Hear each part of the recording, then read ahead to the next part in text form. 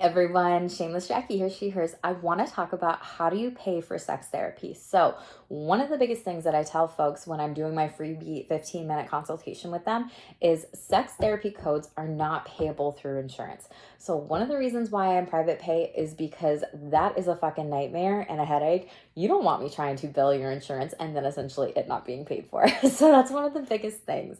Sometimes folks will come meet with me for sex therapy, may not meet criteria for, a sexual functioning like problem, symptom, struggle, or disorder. I just don't like that term. So I try not to use it, try to be sex positive over here, right?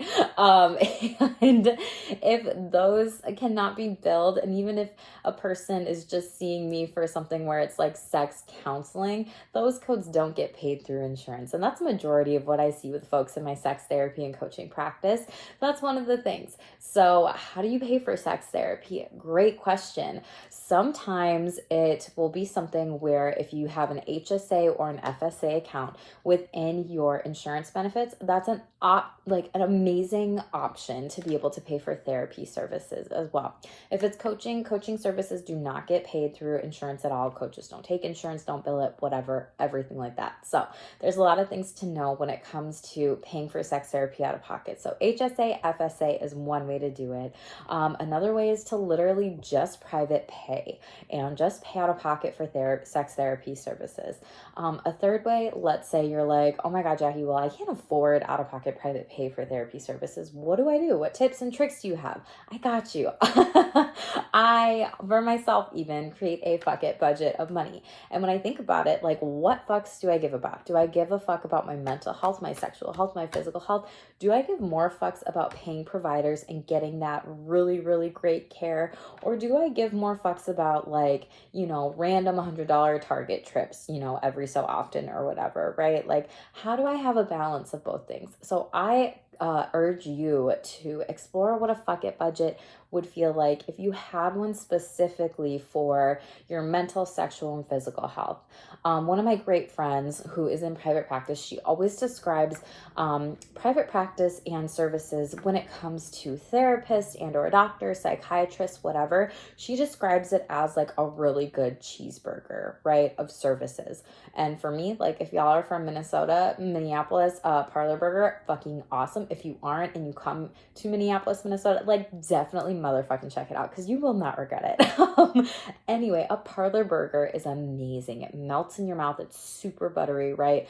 It's got brisket, egg, and hamburger like all mixed in one. The bun is wonderful. They grill it. It's crackly and it just like melts in your mouth.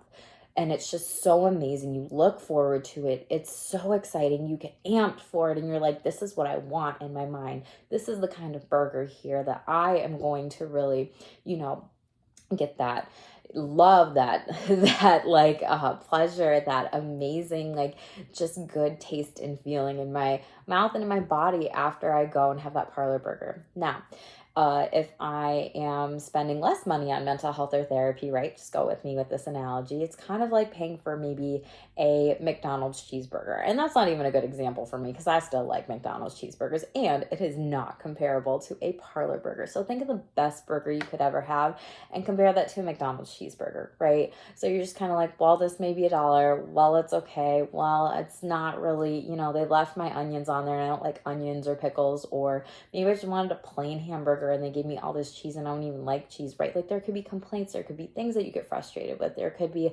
a lot of irritation and annoyances with it. It could be upsetting. And so it's kind of like when you private pay out of pocket, you are paying for that feast, what you want to be able to have, that really great experience and that enjoyment and that excitement of going to that place, rather than like, let me just go through the drive-through, put in my order here, like maybe not get the best service or experience or anything like that. And before you know it, like I'm in and out like a revolving door of maybe going to a, clinic like multiple people or whomever will do out there. So there's a lot of things to think about when it comes to paying for sex therapy out of pocket. One, HSA, FSA. If you are going to be looking at your insurance benefits this upcoming fall pretty soon here for your work or place of employment or whatever, opt in for that HSA, FSA account. It builds really fast. It takes money out of your paycheck and then essentially puts it into that account, and you can use that card. It's like a check card, just like cash, to pay for therapy services.